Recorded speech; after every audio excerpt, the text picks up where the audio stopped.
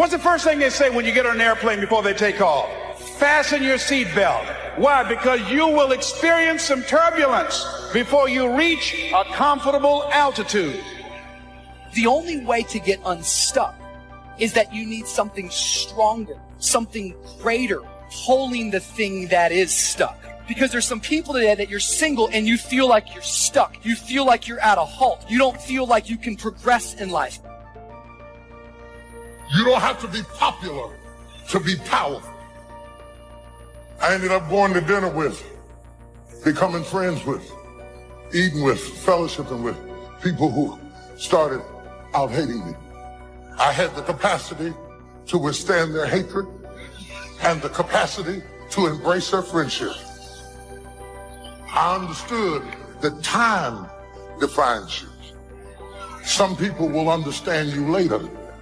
I didn't have the help I needed. I didn't have the money to do what I was doing. I didn't know anybody. But I knew one thing. I'm not in this thing by myself. It's not about perfection, it's about progression. But some of you right now, you've got it in your mind. The only way I can progress is if I get a partner. Oh, but friend, you need something bigger than a partner to pull you out of this season where you feel like you're stuck. Guess what you need? You don't need a partner, you need a God-given purpose. You need something stronger to pull you from the place where you feel like you're stuck.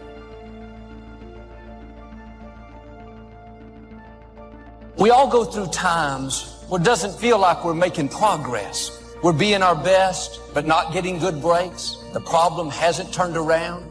When we're not getting our way, we're doing the right thing, but we're being overlooked. Our friend got married, but we're still single. We're working harder than our coworker, but they got the promotion. We feel overlooked, undervalued, forgotten. These times of isolation where you're not being celebrated are extremely valuable. Nothing may be changing on the outside, but something's happening on the inside. Your character is being developed. You're learning to not depend on people. You're gaining experience, maturity, strength that you'll need to go where God is taking you.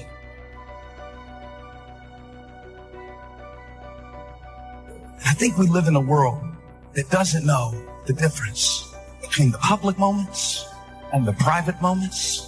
I think we're increasingly becoming, and this is just my old man rant, so please let me do it right now, because like I said, I'm a parent now, and I'm so scared for my kids who are growing up in a world where now they're growing up publicly. Everybody has their own broadcast journalism degree called Twitter. Everybody has a license to express their own opinion. And the phrase that got me is what his brother said. They want to convince him. They say, you got to get out of Galilee. This is too remote. This is not the right place for you to become a public figure.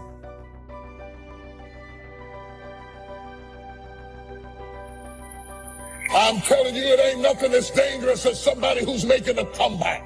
You haven't had a fight till you get in the ring with somebody who's making a comeback. You haven't been through hell till you run up and punch somebody who ain't got nothing to lose.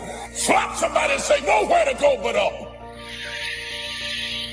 Already lost everything, already been through trouble, already been embarrassed, already been humiliated, already been talked about, already been laughed at, already been betrayed, already had my feelings hurt. Tell somebody, say, nowhere to go but up.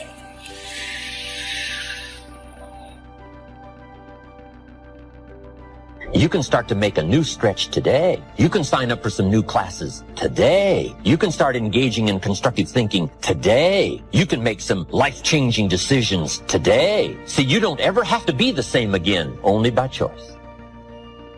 And while you wait for prices to come down, I would go to work immediately and quickly on the refinement of your own thinking and the refinement of your own disciplines, and watch how quickly the equity of that starts to grow.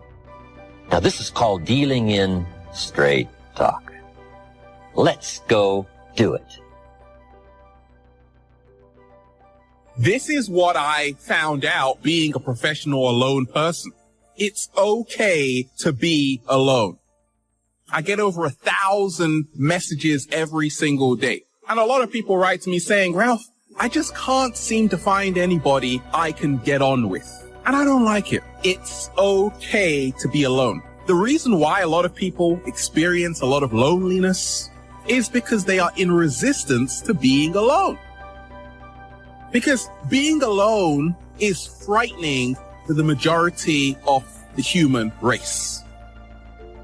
You got to be with yourself. You got to go within. A lot of stuff is going to come out. That's why a lot of us, we want to always be with friends. But if you continue just to follow the crowd, you will only go as far as the crowd. Life situations is to use the illustration of the seasons. Number one, you cannot change the seasons until you get your own planet. All of this has been set in motion. But here's the next piece of information. You can change yourself. You can't change the seasons, but you can change yourself. Life and business is like the changing seasons. Frank Sinatra said, life is like the seasons. First, learn how to survive the winter. Speaking of life in its simplest aspect, the first key to learn in your life on the spinning planet is to learn how to survive. Now, there's all kinds of winters. Right? The winter of the calendar, right? The winter of this actual season. But then there's financial winters and social winters, personal winters. But we understand those because we've all been through it. Now, here's the key on the winters. Some are long and some are short. Some are easy and some are tough. But they always come right after harvest, right after fall. So we cannot rearrange the coming of the winters. But here's what we could do. Get stronger, wiser, and better so that we can survive better. And our life will be less eroded by learning to handle the next winter. The next winter of a divorce, the next winter of an illness, the next winter of a death in the family, the next winter of a loss financially, the next winter of a crisis of whatever kind, to be better equipped. So here's the key, to learn the seasons so that you can approach it all in a very intelligent way. So you must think negative when it's positive. You must think winter when it's summer. Here's some of the best advice. It comes from classic tradition. A great story says, don't build your house on the sand in the summer. You must not be faked out when it's nice. You must think storm in the summer and not get faked out. And if you think storm, now you'll look for a rock on which to build your house. Now you're going to be safe. So you can't think nice when it's nice. You got to think storm when it's nice. The seasons are going to come and change. And if you're not educated to that degree, now you suffer a great loss. Now here's the next philosophy. The time to think positive is when it's negative. Why? Because the negative won't last long. How long is the winter? Isn't that long? Just hang on. It's not going to take that. How long is the night? It's only a few hours. There's never been a double night. Couldn't you make it a few more hours? And the story says, yes, the night just can't last. Sometimes it seems like it's going to last forever. And when you have insomnia, right, it seems like the night will never pass. But I'm telling you, sure enough, it will pass. So learn to think day when it's night. And then you must learn to think night when it's day. So you have to get it going, get it in before the night. So this is a good idea now. Learn to think negative when it's positive. Learn to think storm when there is no storm. Learn to think winter in the summer. Then we must learn to think summer in the winter. We can make it through a few more hours, right? A few more days. Be that long. Hang in here. The spring will surely come. So the winters of life, learn to express those to other people, help them understand that as well as to try to understand it yourself. Now here's the next season, the spring. Spring is called opportunity. Not a guarantee.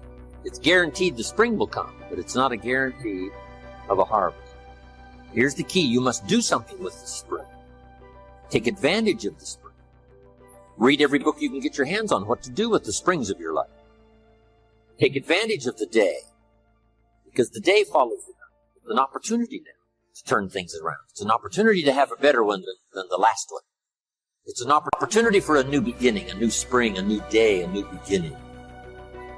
Spring is the chance to take advantage of another opportunity. Now, here's what you must do in the spring. It's a very short season usually. You must hurry. You wouldn't ask a farmer to go bowling in the spring. He hasn't got time. Why? The season is too short. Planting season is too short. You've got to get it done fairly quickly. Now, we call spring a window of opportunity. You have a chance to talk to someone. The window's open. It may not stay open very long, but take advantage. Don't hesitate. Meet a new friend. Talk to somebody while the window's open. Now here's the season for everybody to understand, because it is so applicable to our life, and that's the season of summer. A few things we must do in the summer. Nourish our values and protect. Nourish like a mother, protect like a father. The twin challenges in the summertime help to illustrate life, that we are confronted with both good and evil. When you're at the top, when you're an owner or you're the leader, there's times where you have to do things by yourself. There's no doubt about that. And if you have a problem with that, you're going to have a problem being in a leadership position. Because there's things that you have to do as a leader. You have to lead from the front. You have to work harder. You have to do extra. And if you're not, that's not good. And if you're working harder, there's going to be times when you're not with anyone else. And you have to be okay with that. That's what that expression means, it's lonely at the top. Meaning, like, you're at the top because you're willing to behave or be a certain way that other people either can't or won't, right? From that perspective, you're definitely lonely at the top. Yeah. There's no one that's going to sit there and do what I'm willing to do to be there. Like, where are you at? I don't know. Haven't seen you.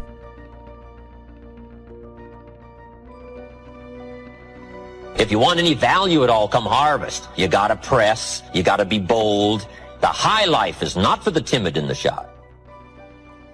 Some people mistake timidity for humility. Humility is a virtue. Timidity is a disease. Humility is almost godlike word.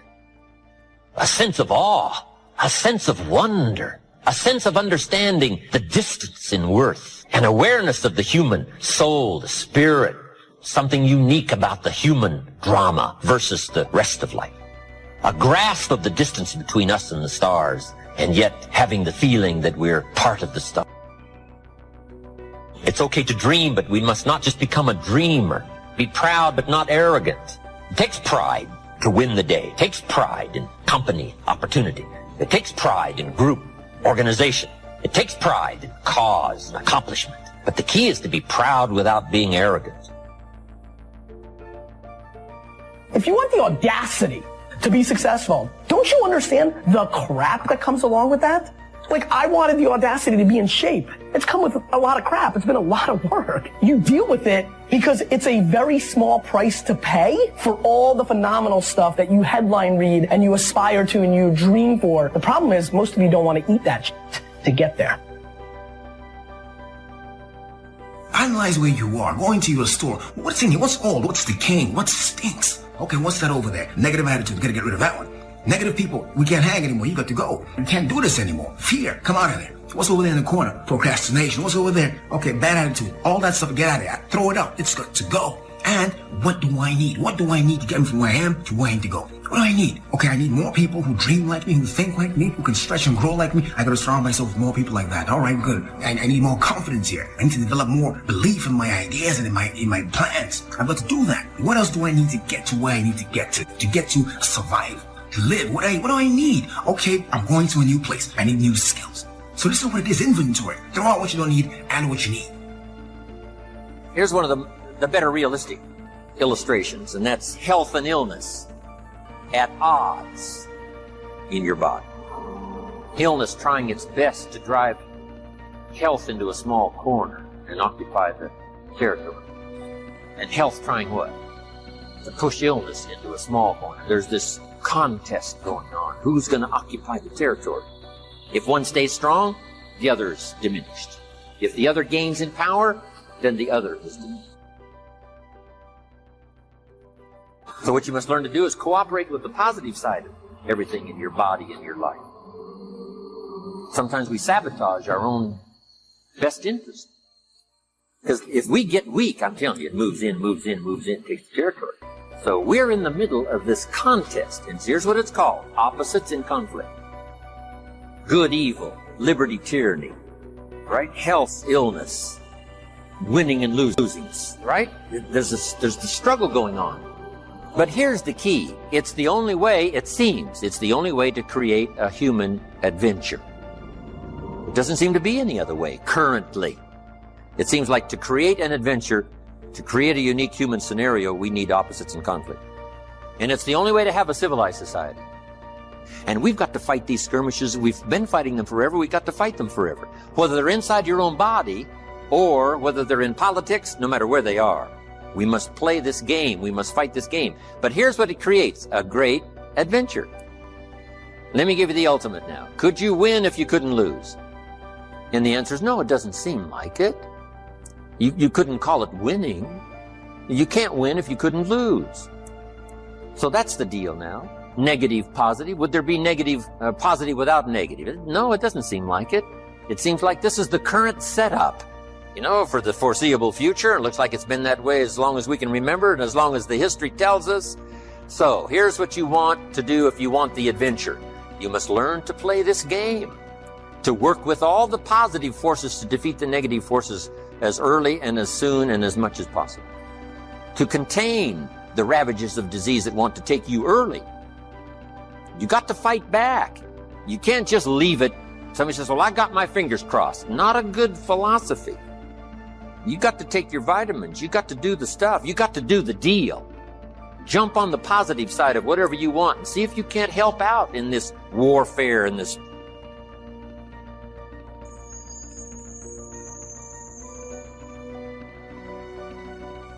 push-shove match. That's the key. So in the summer, here's what you must do. Nourish the plants and the garden. Nourish your values like a mother. Give life. Whatever you start now, you must nourish it and give it life. Don't neglect a new life if you've started a new life. What if you said to a brand new mother, where is your baby? She says, I have no idea. You would say, no, that isn't right.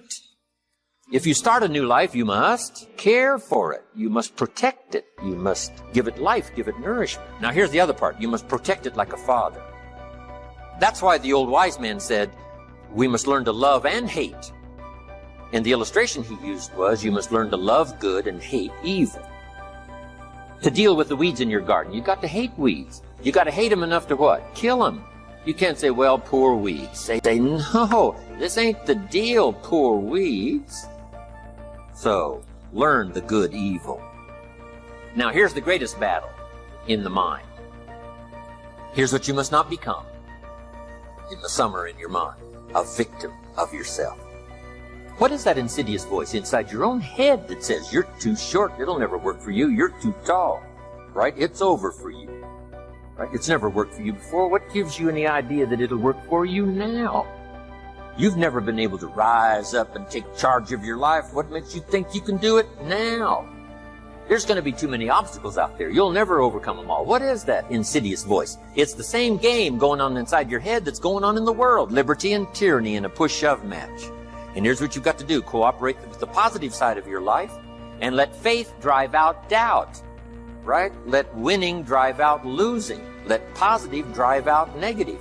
But you've got to get into the contest. And why get into the contest? Because that's how you create an adventure. There is no other way. It takes both. You've got to learn to laugh, yes, but that's not what the wise men only said. You can't just learn to laugh and keep on laughing. No, that's... It says there's also a time to cry. You've got to learn to both laugh and cry. Then it said you must be so sophisticated as not to laugh when it's time to cry. Then it further says you must learn to laugh with those that laugh and learn to cry with those that cry. That now gives you an understanding of what life is all about. Sadness and joy, the contest, the difference. And yet it creates the adventure. But here's the adventure. To overcome the evil. To put evil in its place. Just like in your mind, you've got to stand guard at the door of your mind. And see if you can't suppress. See if you can't do battle with the negative forces. Don't become a victim of yourself. Beware of the thief on the street that's after your purse. But also beware of the thief in your mind that's after your promise. See if you can't engage in this mental contest and win the day. That's the summer. Now here's one more season, and that's the season of harvest. Here's the key to remember harvest time. In due season, in due time, when it's time. And part of this is to develop the patience so that when it's time, it will come. But you cannot be impatient. Patience is part of the game here. You can't plant the seed and 2-3 days later dig around and say, where's my crop, where's my crop? You say, no, come on, that's foolish. We'll take you away to some safe place. You got to plant and wait and exercise patience. And then when it comes time, you give it nourishment and you give it care and you give it protection, and then you got to wait some more and you got to wait some more and you got to wait some more.